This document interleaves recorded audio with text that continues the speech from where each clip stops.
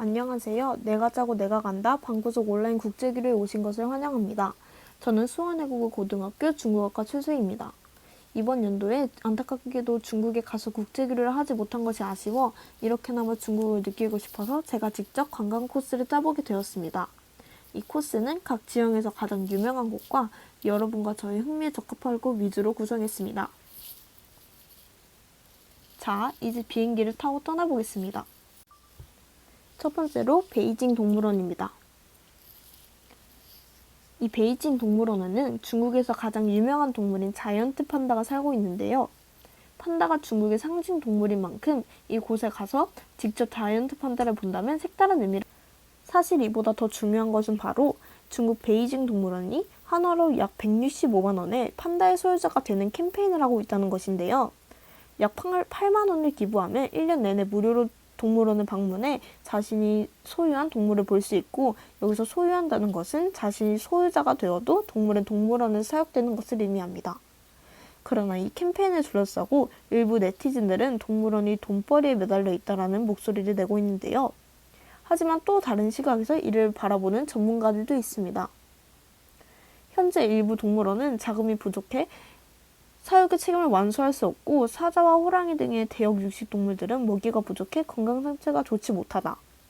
동물원은 폐사하는 상황도 발생하고 있으므로 소유자를 모집하는 것은 가장 가치 있는 보호 방식이다 라고 말하기도 합니다. 중국의 대표적인 동물인 판다와 이의 보존 문제에 대해서 두 번째로 왕푸진 거리입니다. 베이징에서 가장 화려하고 재미있는 거리를 찾는다면 왕푸진 거리를 첫 손가락에 꼽을 수 있는데요. 베이징 최대 쇼핑거리로 명성을 날리고 있습니다. 백화점, 서점, 기념품 가게 등 이 번화가는 그 길이만 약 1km에 달합니다. 화려한 왕푸진 거리 뒷골목에서는 왁자지껄한 재래시장이 있는데요. 이 재래시장의 최대 흥미거리는 뭐니 해도 고기, 생선, 두부, 딸기, 키위 같은 과일마저도 꼬치로 만들어 팔고 이름도 알 수 없는 음식들이 호기심을 자극한다는 것입니다. 무엇보다 재미있는 것은 저걸 어떻게 먹나 싶으면서도 닭꼬치, 메뚜기 튀김, 귀뚜라미, 진해 매미 등 꼭 하나씩은 사 먹게 된다는 것입니다. 중국에서 4발 달린 것은 책걸상만 빼고, 헤엄치는 것은 잠수함만 빼고, 날개가 있는 것은 비행기만 아니면 다 먹을 수 있다는 말이 있지만, 실제 이 말을 증명할 수 있는 곳은 바로 이곳이 아닐까 싶습니다.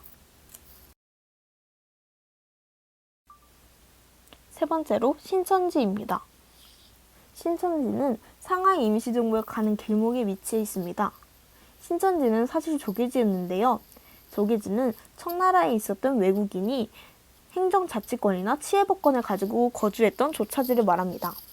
아편전쟁의 패배로 체결된 불평등 조약에 의해서 중국 대륙 각지에 조약항이 설치되었는데요. 그중 하나가 바로 신천지입니다.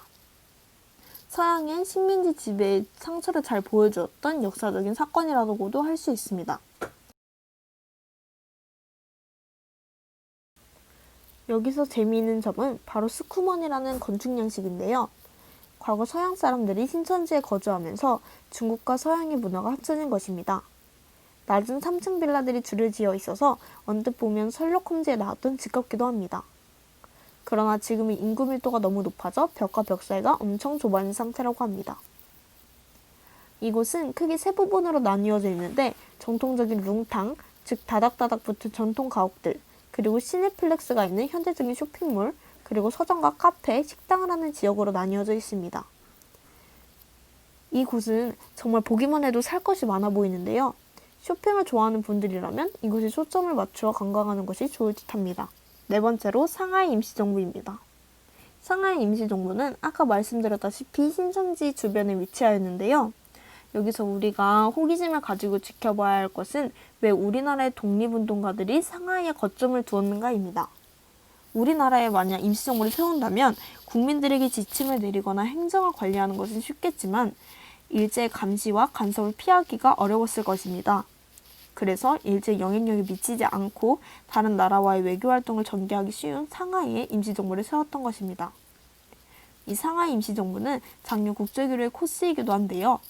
직접 가서 항일투쟁이 숨쉬는 역사를 느낄 수 있다면 독립을 위해 목숨 걸고 싸우신 분들께 감사한 마음과 우리가 역사를 배워야만 하는 이유를 알게 될 것입니다.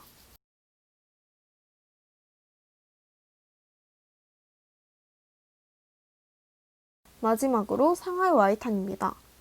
거대 은행들이 와이탄에 호화로운 빌딩들을 세우면서 와이탄은 중국의 근거지가 되었습니다.